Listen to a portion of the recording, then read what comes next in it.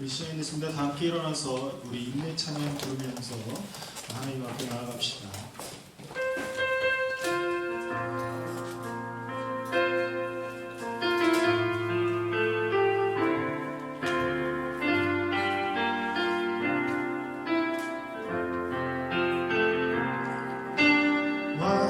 완전하신 나의 주 의의 길로 날 인도하소서. 행하신 모든 일 주님의 영광 다 경배합니다. 예배합니다. 찬양합니다. 주님만 날 다스리소서. 예배합니다. 찬양합니다. 주님 홀로 높임 받으소서. 여호와여, 주께서 지으신 모든 것들이 주께 감사하며 주의 성도들이 주를 송축하리이다. 아멘.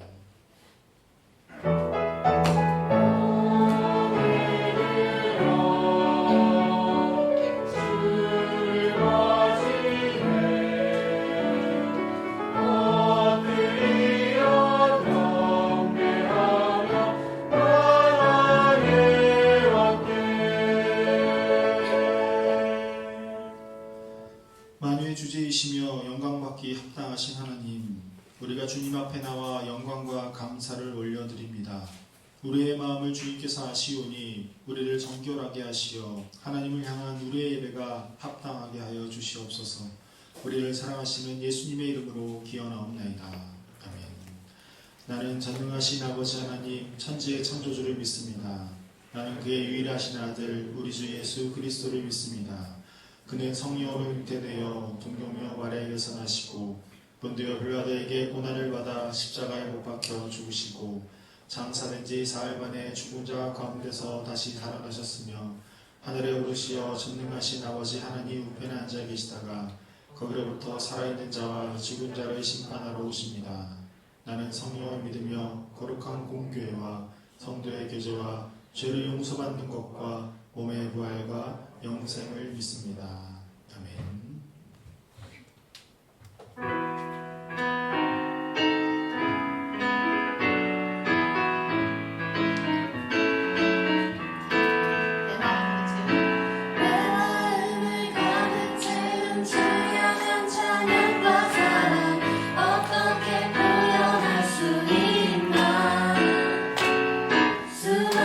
찬양들로 그만 표현할 길 없어 다시 고백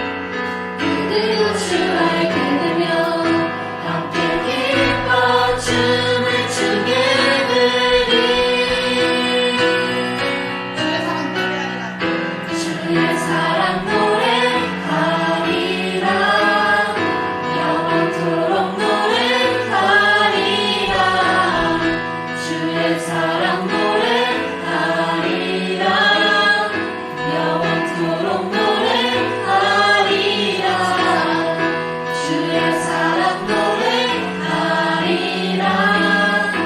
영원토록 노래하리라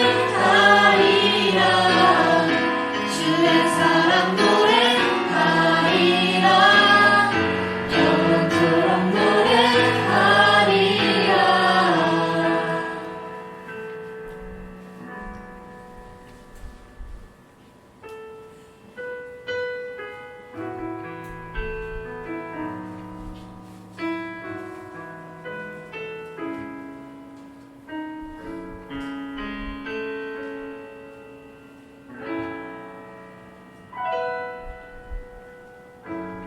나의 소망 되신 주 주를 바라봅니다.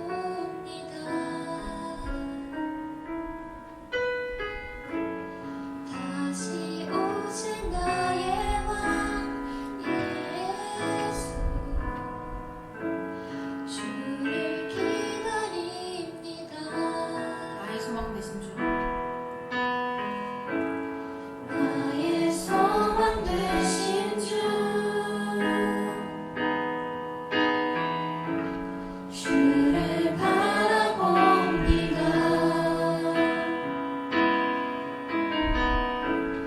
다시 오실 나의 왕 예수 주를 기다립니다. 밤이나 낮이나 밤이나 낮이나 어제나 오늘도 영원히 주만 찬양해. 괴롭고 슬플 때 낭만하여 넘어져도 언제나 주만 찬양하겠네. 나의 소망 되신 주 나의 소망 되신 주 주를 바라봅니다. 다시 오실 나의 왕 예수 주를 기다립니다. 밤이나 낮이나 밤이나 낮이나 어제나 오늘도 영원히 주만 찬양해. 괴롭고 슬플 때 낭만하여 넘어져도 언제나 주만 찬양하겠네. 밤이나 낮이나 밤이나 낮이나 어제나 오늘도 영원히 주만 찬양해. 괴롭고 슬플 때 낭만하여 넘어져도 언제나 주만 찬양하겠네. 밤이나 낮이나 밤이나 낮이나 어제나 오늘도 영원히 주만 찬양해. 괴롭고 슬플 때 낭만하여 넘어져도 언제나 주만 찬양하겠네. 밤이나 낮이나 어제나 오늘도 영원히 주만 찬양해.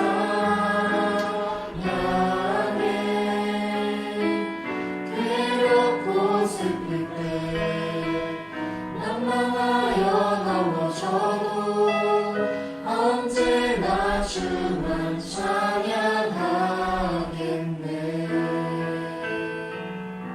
기도하겠습니다.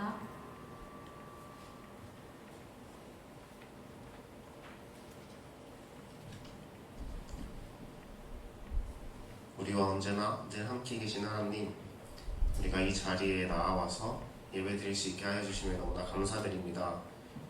저희가 이렇게 힘든 상황 속에서도 이 장소에 모여서 예배드릴 수 있는 것에 감사를 드리며 저희가 언제나 어디서나 하나님과 함께하는 그 예배의 자리 가운데에 나올 수 있게 도와주시고 또한 그 가운데에서 드리는 예배가 온전히 하나님께 올려지는 예배가 될 수 있게 도와주시옵소서.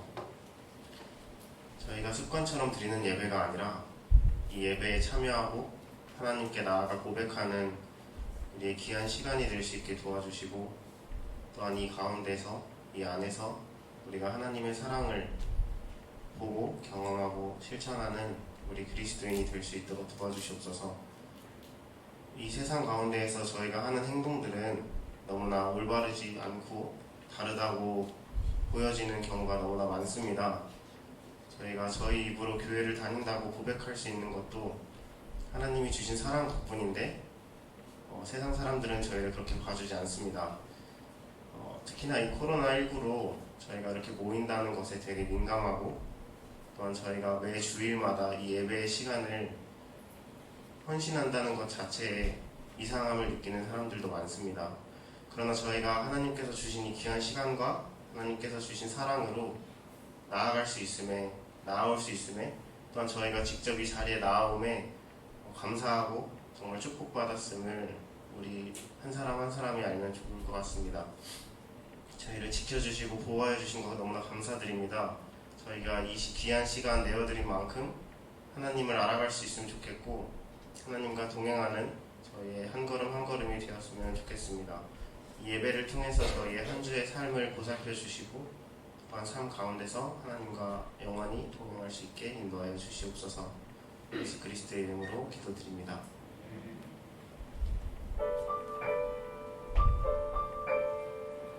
우리의 기도 주여 응답하소서. 하늘의 문 열어 응답하소서. 아멘 아멘 아멘.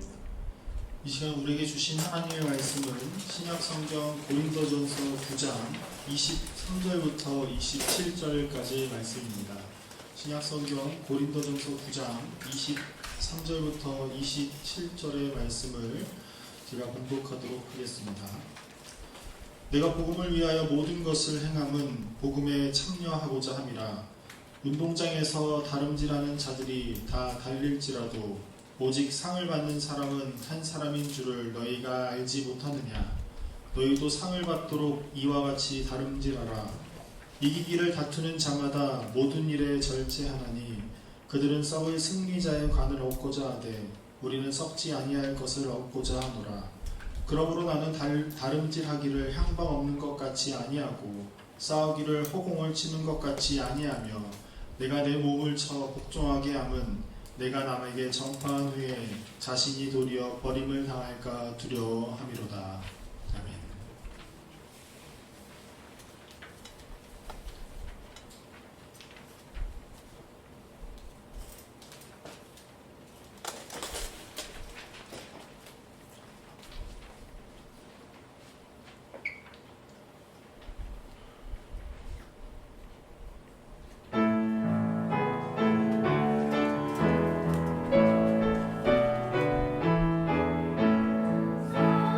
사랑하는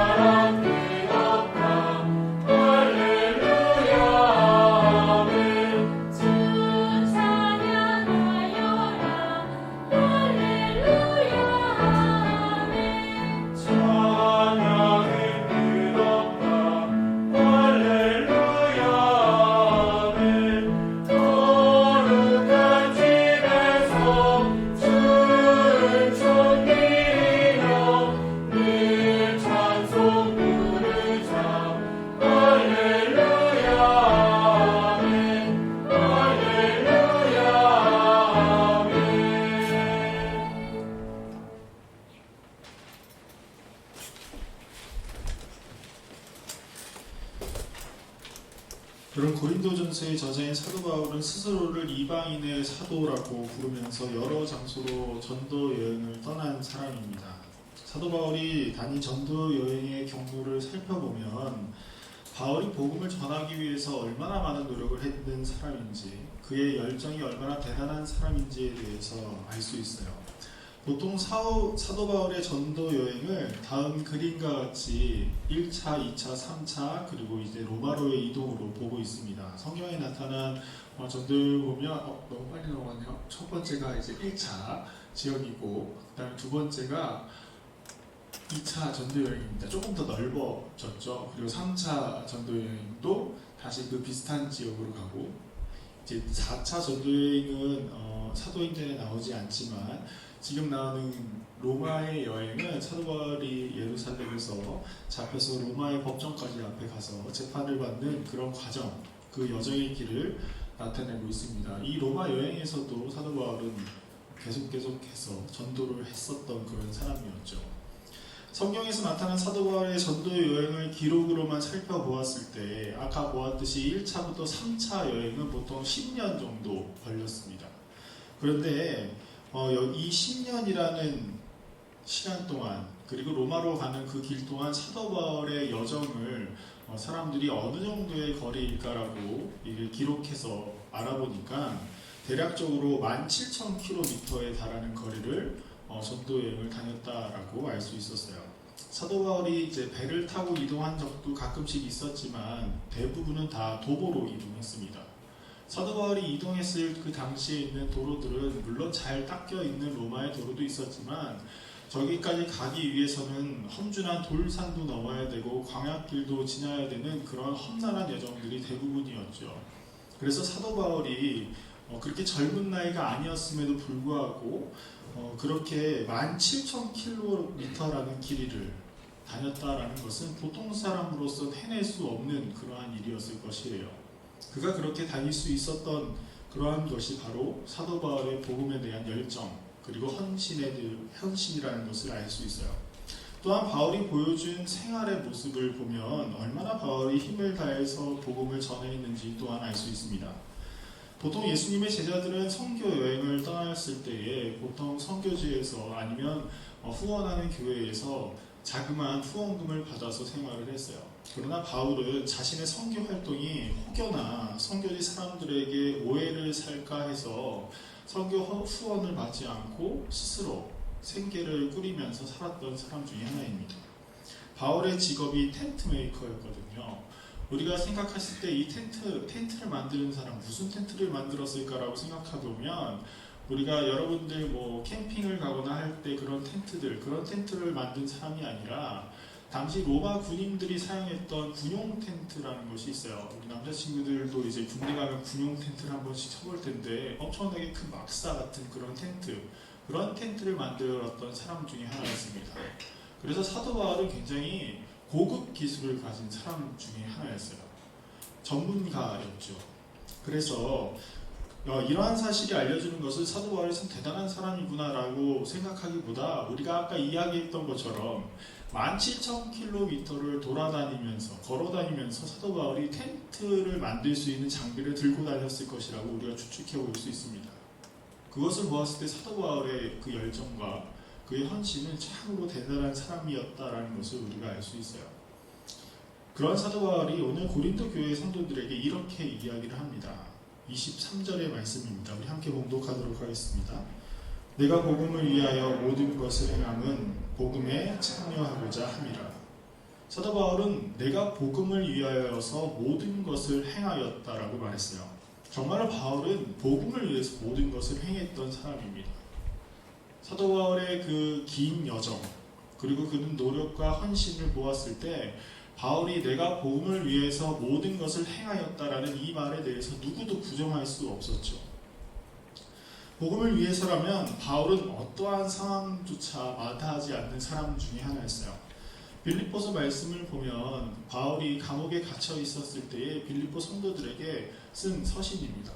그런데 바울은 자신의 감옥에 갇혀 있음이 복음을 위한 일이라면 내가 이곳에 있는 것이 참으로 기쁘다라고 이야기를 했고, 또한 자신을 험담하기 위해서 복음을 전도하는 사람들이 있었나 봐요. 그런 사람들이 있는 것을 보고 내가 아무리 많은 욕을 먹더라도 복음이 전파되면 나는 상관이 없다. 나는 오히려 그것으로 인해서 기쁘다라고 이야기했던 사람이 바로 사도 바울이었어요.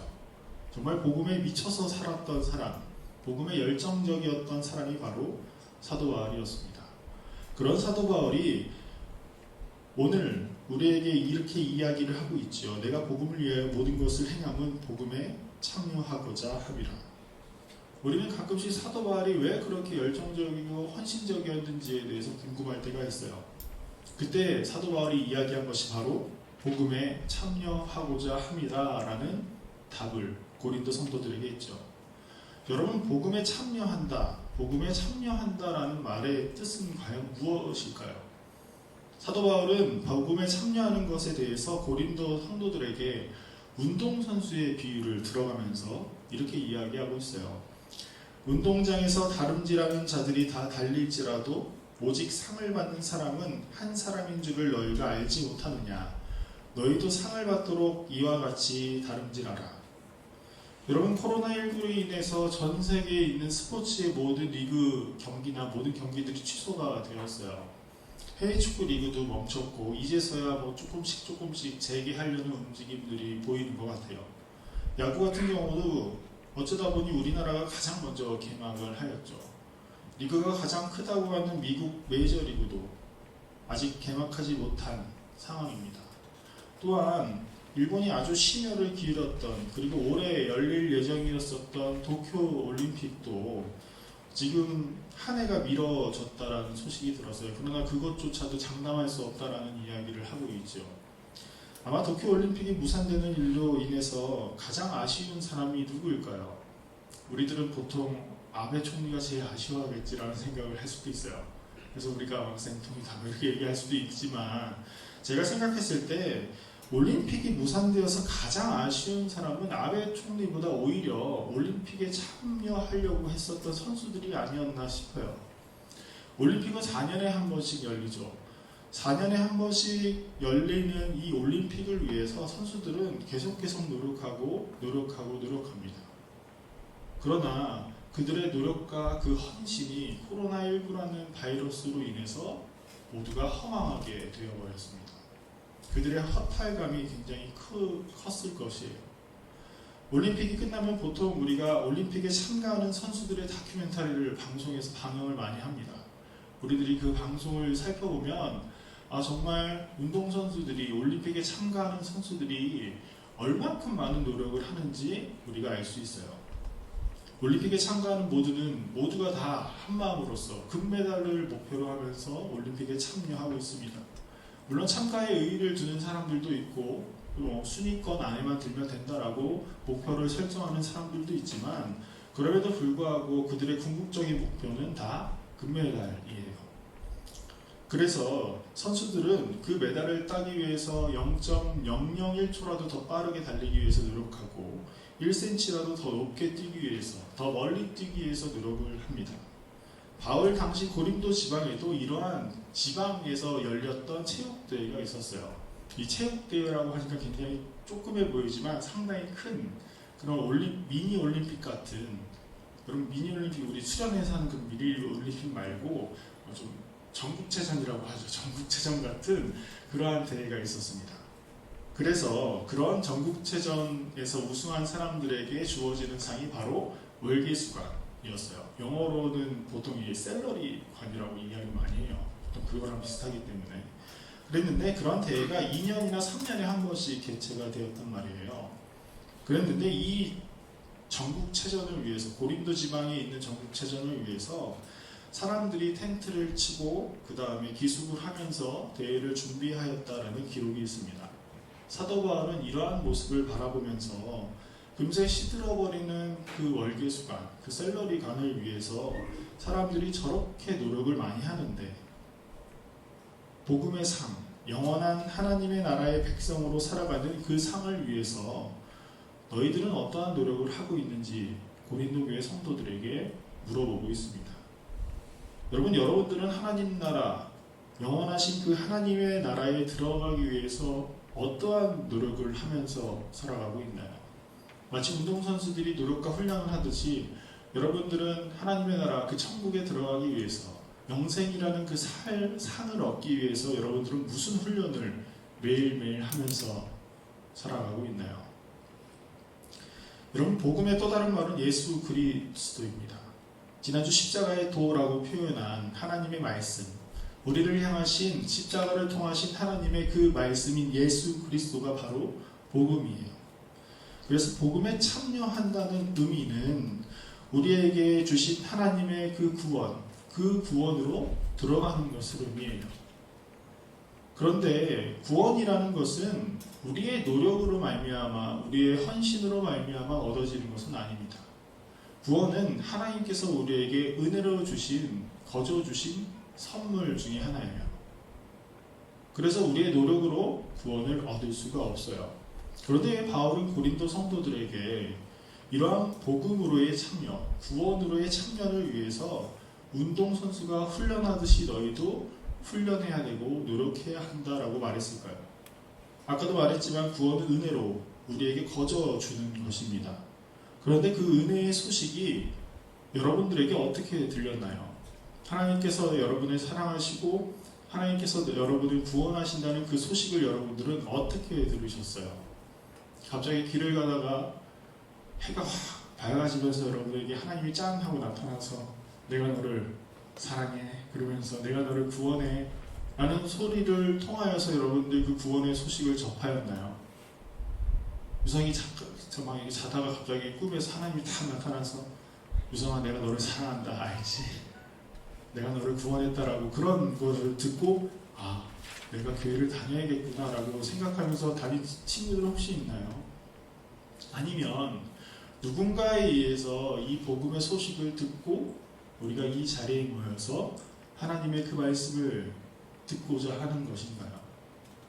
보통은 다 후자에 해당하죠. 여러분들은 부모님에 의해서 이끌려서 나온 사람들도 많고 친구들에 의해서 이끌려서 나온 사람도 많을 것입니다.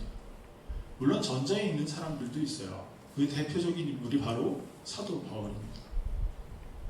여러분 아무튼 우리가 이렇게 하나님께서 우리를 사랑하시어서 독생자이신 예수님을 우리에게 보내주시고 우리를 구원하시기 위해서 십자가에 달려 죽으시고 다시 살아나셨다는 이 복된 소식은 예수님의 제자들을 통해서 처음으로 전파되었습니다. 그리고 그 소식을 들은 또 다른 사람들이 또 다른 사람들에게 전하였고 그 소식이 지금 현재까지도 계속해서 전해지고 있어요. 요새 코로나로 인해서 이래저래 챌린지라는 것들이 많이 이어지고 있어요. 아무 노래 챌린지도 있었고 덕분에 챌린지도 있었고 재능기부 챌린지도 있었고 다양한 챌린지들이 진행되고 있습니다. 그런데 복음은 어쩌면 가장 오래되었고 가장 많은 사람들에게 희망을 주는 챌린지라고 할 수 있어요. 우리에게 구원의 소식을 전해준 복음 챌린지, 복음을 이어가는 그 챌린지라고 이야기할 수 있죠. 근데 이 복음은 전달받음으로써 끝을 맺으면 안 되는 챌린지입니다. 왜냐하면 복음은 하나님의 사랑을 기반으로 하였기 때문이에요. 그래서 그 사랑이 바탕이 된 복음은 그 사랑의 마음을 통해서 다른 사람들에게 전달해야 합니다. 그래서 복음의 소식을 들은 우리는 이 복음 이어가기 챌린지에 항상 참여하는 사람들이 되어야 해요. 나로서 그 복음이 끝맺음을 맺는 것이 아니라 나에게 있어서 들려진 그 복음을 다른 사람들에게도 주어야 한다는 것이죠. 그렇기 때문에 우리가 훈련이 필요합니다. 그렇다면 바울은 복음 이어가기 챌린지에 필요한 이 훈련이 무엇이라고 했을까요? 첫 번째는 절제입니다. 25절의 말씀을 우리 함께 봉독하도록 하겠습니다. 이기기를 다투는 자마다 모든 일에 절제하나니 그들은 썩을 승리자의 관을 얻고 하되 우리는 썩지 아니하는 것을 얻고자 하노라. 여러분께 유명한 운동선수들, 소위 말해서 월클이라고 불리는 운동선수들을 보면 보통은 굉장히 뛰어난 재능을 갖고 있어요. 그런데 그 재능을 뛰어넘는 것이 하나가 있죠. 그것이 바로 노력입니다. 성실함. 아무리 좋은 재능을 갖고 있는 사람이라도 무분별한 생활을 하면 그 선수의 생명이 금세 사그라들고 맙니다. 그 선수의 가치도 금방 없어지게 되죠. 그런 것에 대한 예는 우리들이 주변을 살펴보면 수많은 예들이 있다는 것을 우리가 알 수 있어요. 그런 것처럼 단순히 우리가 재능을 갖고 있다고 해서 모든 것이 잘 되는 것은 아닙니다. 그 사람의 성실함, 그 사람의 노력. 그런데 이 성실함과 노력의 밑바탕은 다 절제에 의해서 이루어진 것입니다. 이건 단순히 운동선수에게만 국한된 것이 아니라 우리가 잘 알고 있는 연예인들도 그러한 생활을 하고 있어요.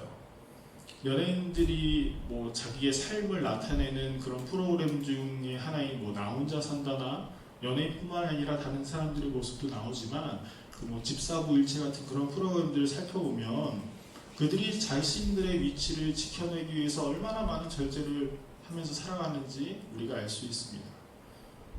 그리고 여러분들도 마찬가지죠.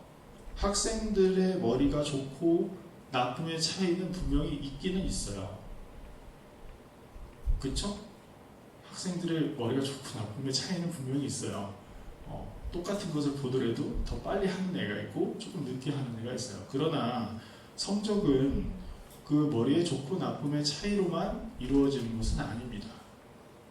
보통 우리 뭐 수능이나 뭐 이런 공부에 대해서 엉덩이 싸움이다라는 이야기를 들어봤을 것이에요.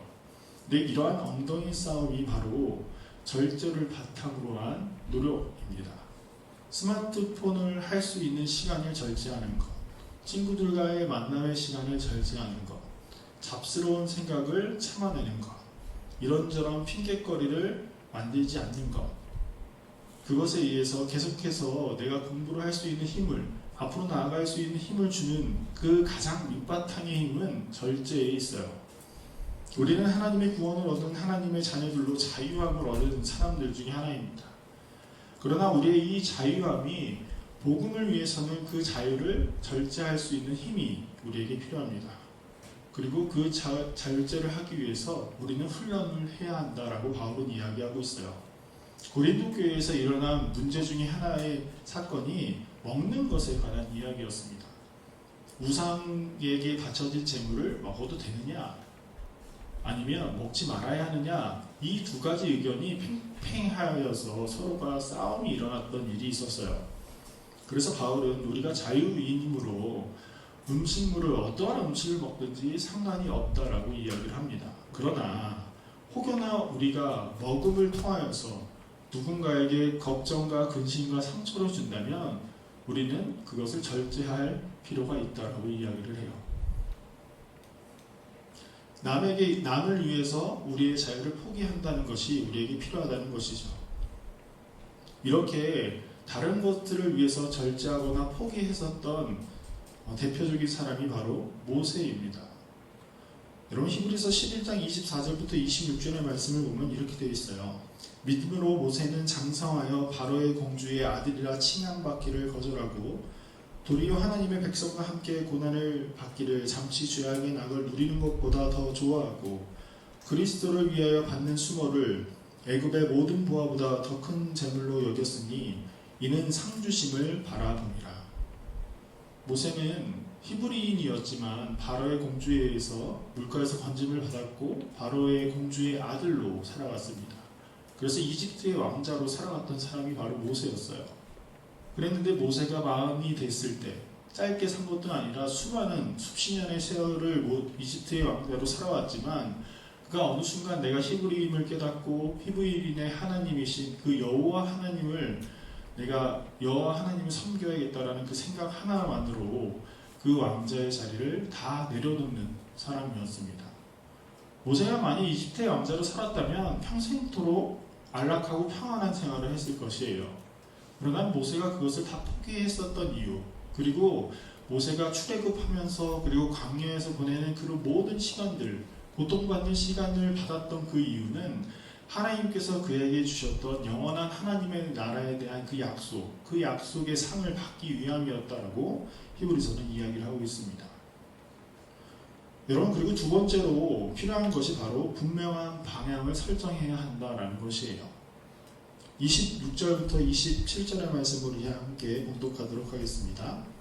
그러므로 나는 다름질하기를 향방 없는 것 같이 아니하고 싸우기를 허공을 치는 것 같이 아니하며 내가 내 몸을 쳐 복종하게 함은 내가 남에게 전파한 후에 자신이 도리어 버림을 당할까 두려워함이로다.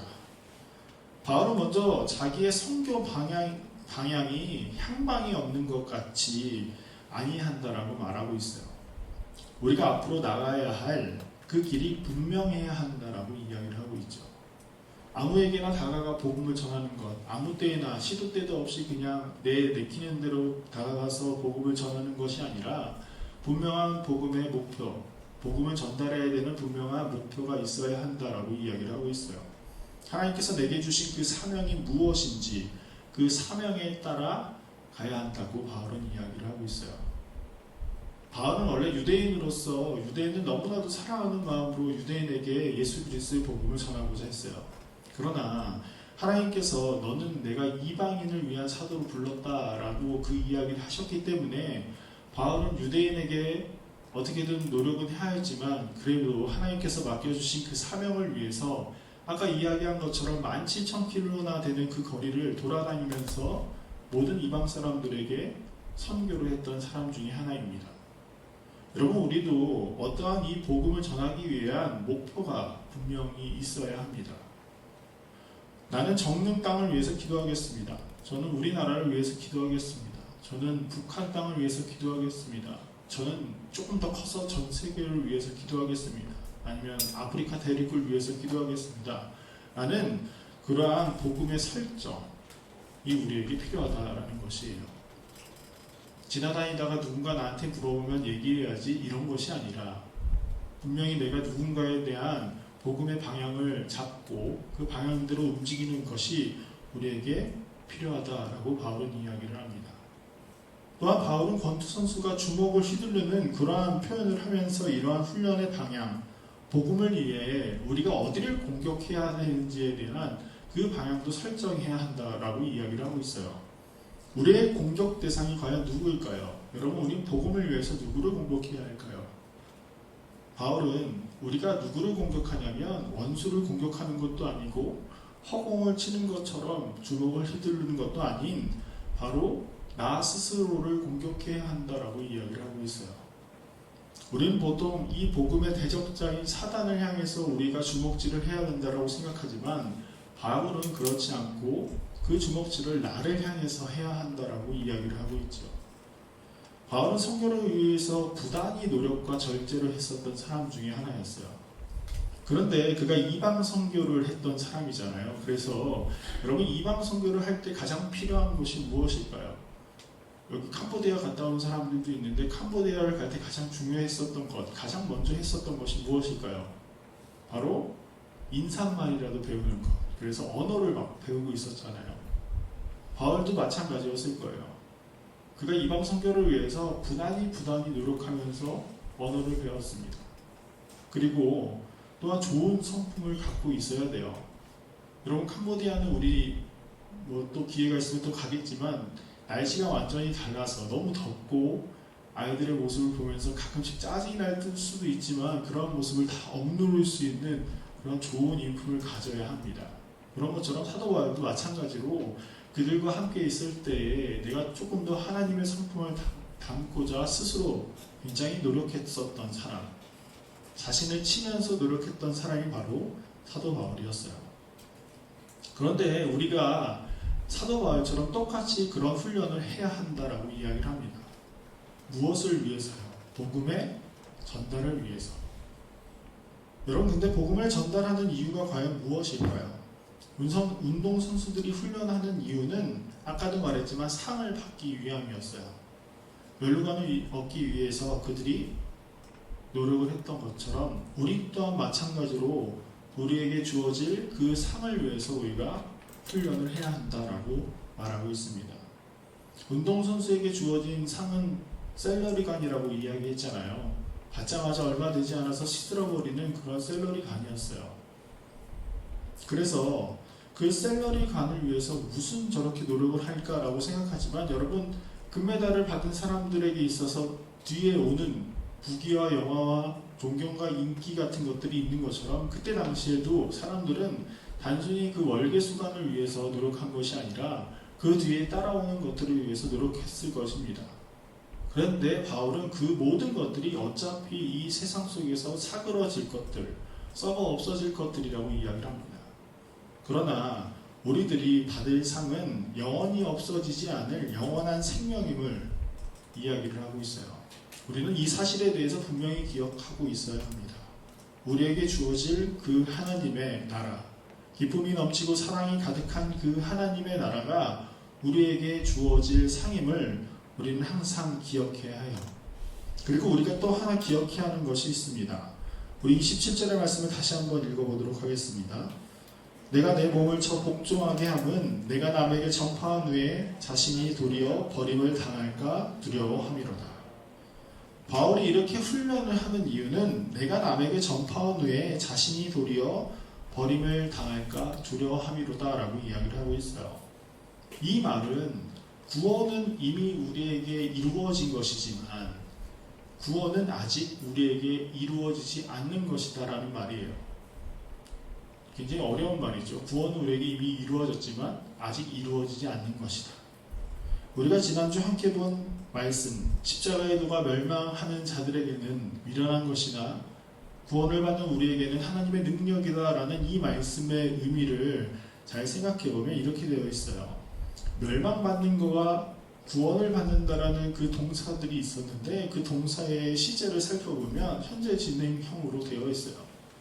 그 말인즉슨 멸망을 받는 자 그리고 구원을 받는 우리 이 모두가 지금 어디에 속해 있는 사람인지에 대해서 우리가 명확히 있어야 한다라는 뜻이에요.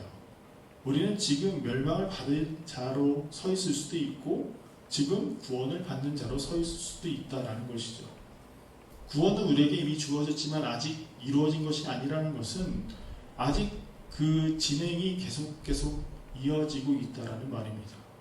바울은 그것이 굉장히 두려워서 끝까지 훈련을 했던 사람이에요. 이미 구원은 이루었지만 혹시나 내가 그 구원의 방향이 달라질까 두려워했던 사람이 바로 바울이었습니다. 여러분은 지금 어떠한 모습 속에 속하여 있습니까? 멸망하는 자들 그 속에 속하여 있는 사람들입니까? 아니면 구원을 받는 자에 속하여 있는 사람들이에요. 바울은 항상 구원을 받는 자에 속하기 위해서 부단히 노력을 했습니다. 사랑하는 정육교회 청소년 이부 여러분, 우리에게 들려진 그 복음을 끝까지 이어가기를 원합니다. 정육교회가 78년의 역사, 또다시 첫 걸음을 걷고 있습니다. 우리 그 복음이 정육교회 그리고 여러분들을 통해서 계속 이어가기를 바라요. 그러기 위해서 우리가 목표를 세우고 훈련을 하면서 우리가 더욱더 절제하는 생활을 할 수 있는, 복음을 위해서 모든 것을 포기할 수 있는 그러한 훈련을 더디하지 마시기를 바랍니다. 그리하여서 매 순간순간마다 구원을 받는 하나님의 자녀의 모습으로 하나님께서 우리에게 주시는 그 충만한 기쁨, 그 놀라운 사랑과 은혜를 누리면서 살아갈 수 있는 여러분이 되기를 주님의 이름으로 소망합니다. 우리 함께 기도하겠습니다. 사랑의 하나님 감사를 드립니다. 버려져 마땅한 우리를 사랑하시어 우리에게 구원의 복음의 소식을 듣게 하심에 감사를 드립니다. 우리가 복음을 들은 자의 감격을 깨달아 주님의 복음을 이어갈 수 있는 주님의 자녀들이 되게 하여 주시옵소서. 우리에게 표대를 보여주시어 우리가 그 표대를 향하여 달려가게 하시고 주님의 사랑에 응답하고자 절제와 훈련을 마다하지 않는 믿음의 군사들이 되게 하여 주시옵소서. 예수님의 이름으로 기도드립니다. 아멘. 이 시간 봉헌 시간입니다. 우리 다 함께 일어나서 봉헌 찬송 드리도록 하겠습니다.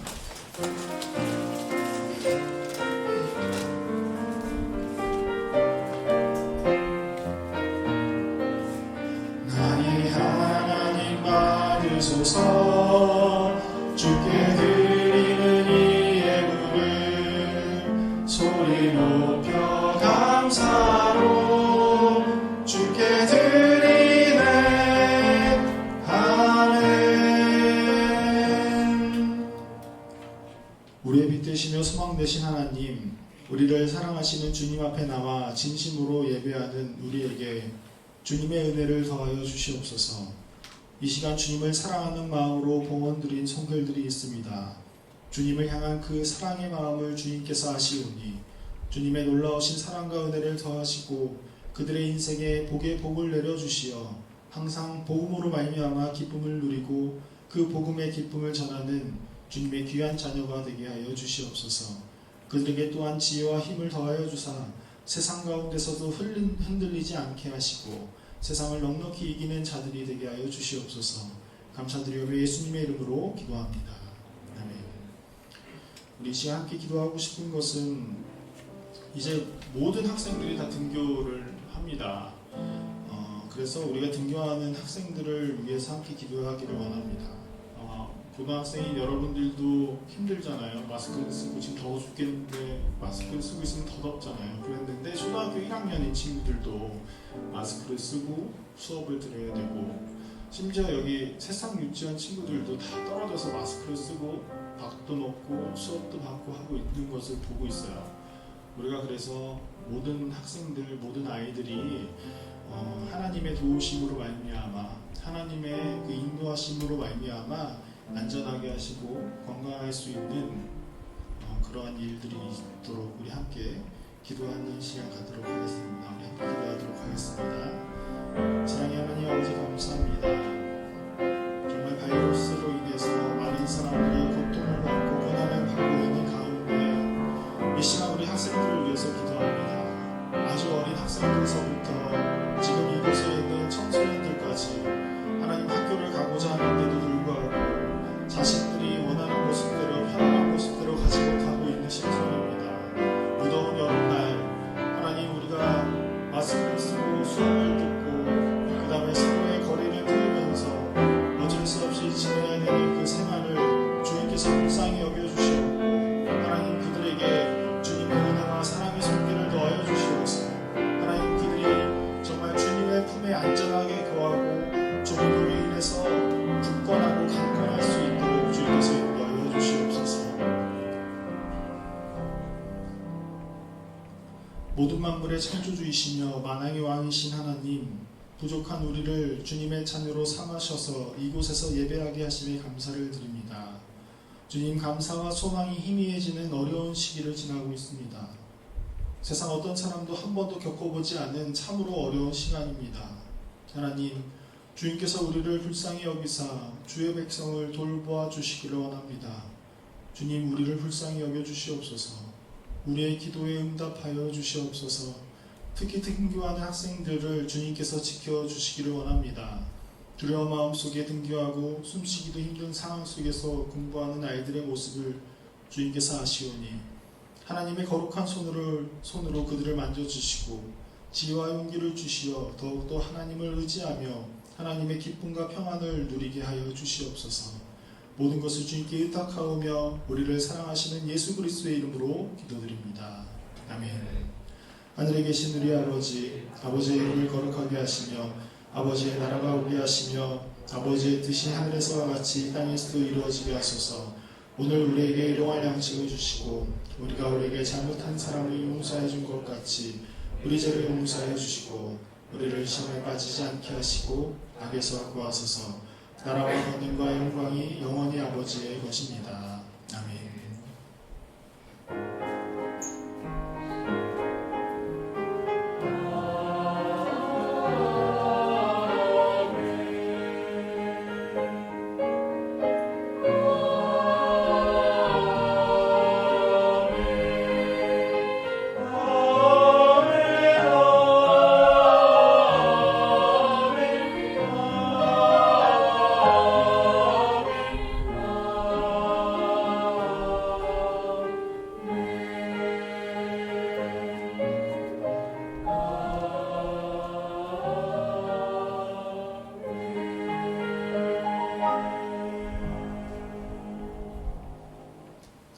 잠깐 광고 말씀 짧게 드리도록 하겠습니다. 정말 급작스럽게 무더운 여름이 왔어요. 제가 기억으로는 작년 7월 말쯤 돼야지 이 정도 더위였는데 지금 6월 중순밖에 되지도 않았는데 이렇게 더위가 와서 여러분들 고생이 많습니다. 아무튼 여러분들 우리가 서로와 서로를 위해서 함께 기도하고 서로를 위해서 또 위로해 줄 수 있는 귀한 우리 청소년 이구 공동체가 되기를 원합니다.